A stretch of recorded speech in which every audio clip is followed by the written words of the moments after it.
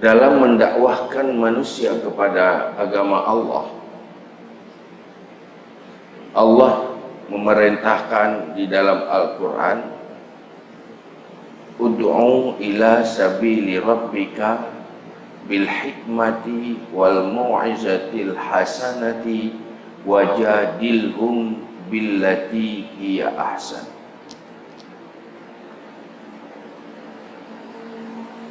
Seru, dakwahkan kepada jalan Tuhanmu bil hikmah, dengan hikmah, wal mau'izatil hasanah, dan dengan mau'izah hasanah, wajadilhum, dan mujadalahlah kamu dengan mereka, billati hiya ahsan, dengan sesuatu yang jauh lebih baik.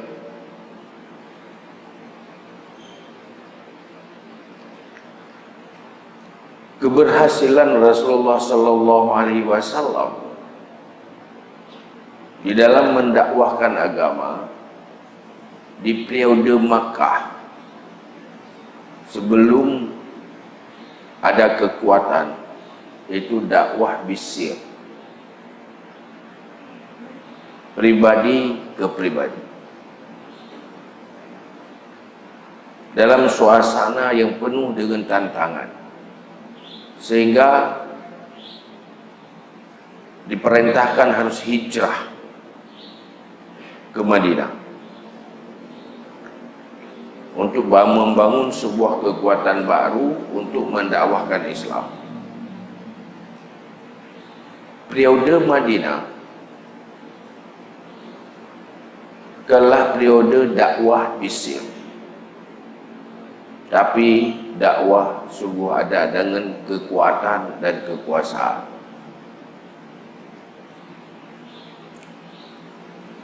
Kemudian dilanjutkan setelah Rasulullah dengan kekhalifahan, sehingga masa-masa jaya Islam saat bersuku-suku masuk Islam adalah di saat masa kekhalifahan.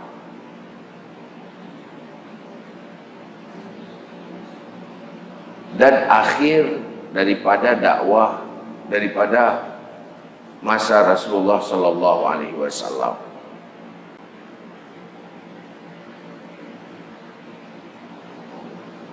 Kenapa harus begitu? Karena umat sasaran dakwah, Imam Al-Ghazali membagi ada 3 kelompok. Ada kelompok orang awam, ada kelompok orang cerdas yang baik dan mencari kebenaran, yang tidak fanatis. Ada kelompok mu'anid, keras kepala atau fanatik.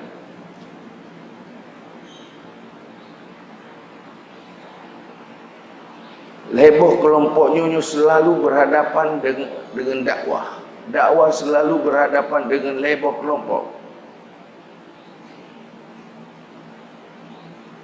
Nah, kelompok orang awam, orang biasa,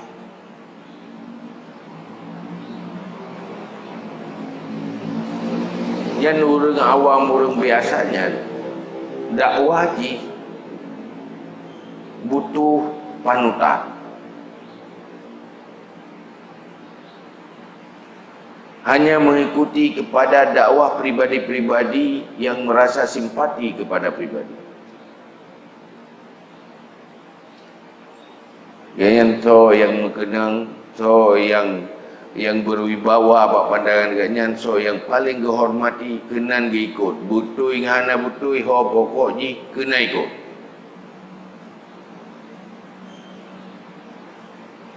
Dia mencari panutan. Bukan kelompok rasional.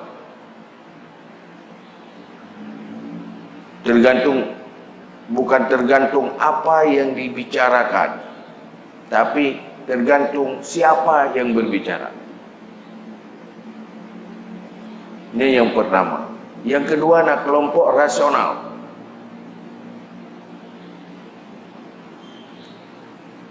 Selalu setiap apa yang dia dengar dan dia serap selalu dipertimbangkan oleh pikiran mereka, rasional atau tidak.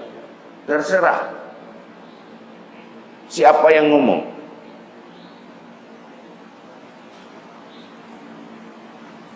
Manusia yang jauh lebih cerdas, sehingga Sayyidina Ali mengatakan, la ta'riful haq birijal walakin ta'riful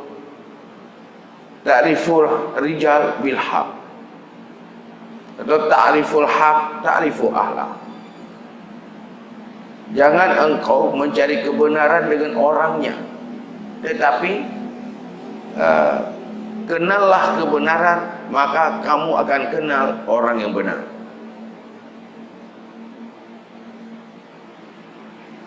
Cari ilmu, cari kebenaran, supaya kamu tahu siapa yang benar dan siapa yang salah.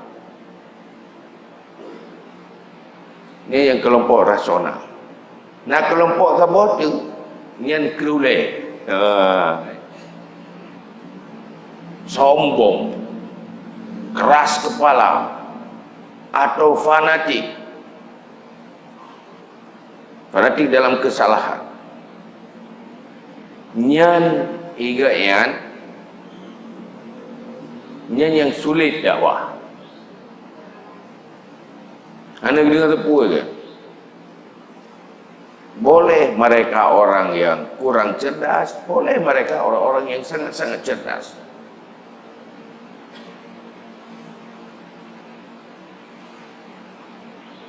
Mu'anid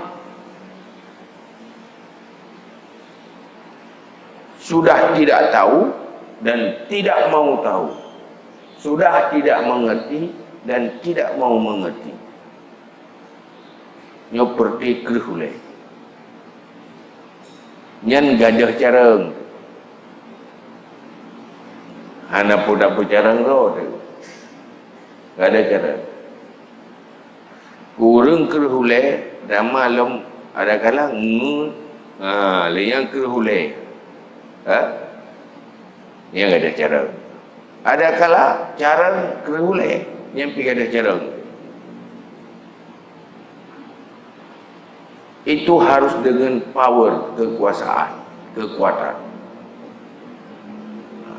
Maka Allah dalam Al-Quran wa anzalna ma'ahumul kitab wal mizana liyaquman nasa bil qist wa anzalnal hadid.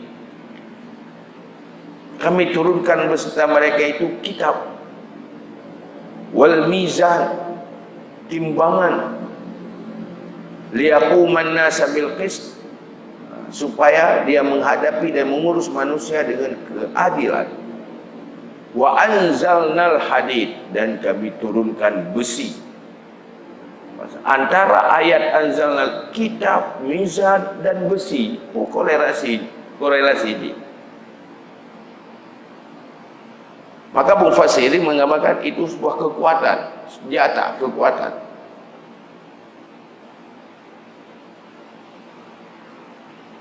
Maka ada kelompok manusia butuh power, butuh kekuatan untuk mendakwahkan Islam.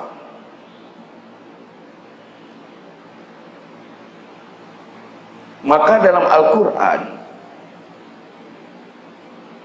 Allah memerintahkan manusia untuk taat mengikuti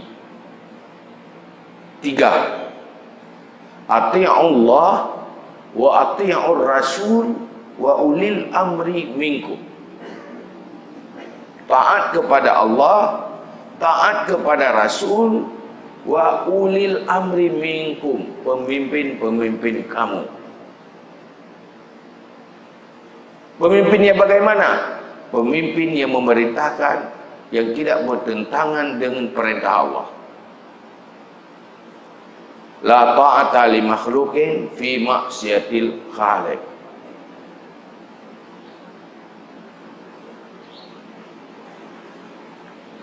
Di zaman kesultanan, zaman para amirul mukminin, Pemimpin-pemimpin Islam dijuluki dengan Amirul Mukminin, pemimpin orang beriman. Masa Kesultanan Islam, kekuatan dan kekuasaan mereka untuk Islam, untuk menjalankan kebaikan-kebaikan yang diperintahkan oleh Allah. Kenapa?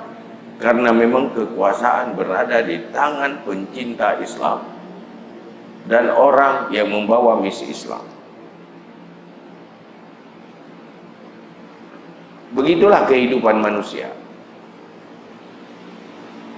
Maka dalam hal itu,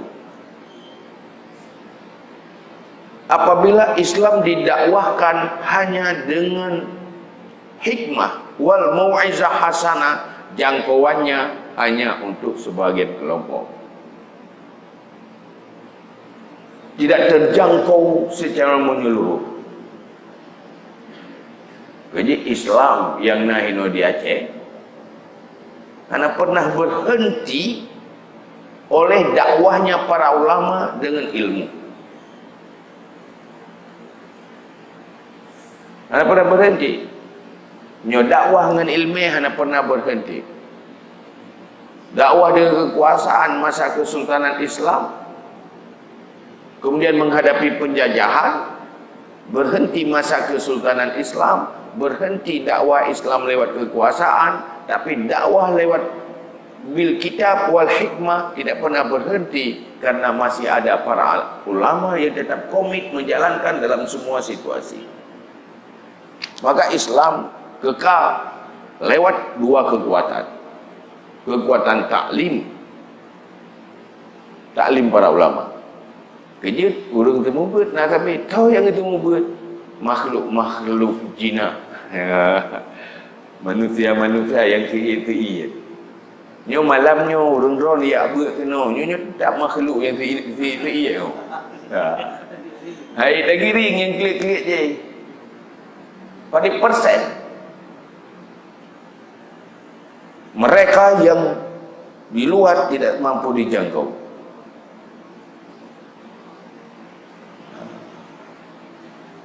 Kenapa? Itu masih liar. Karena hansip kekuatan.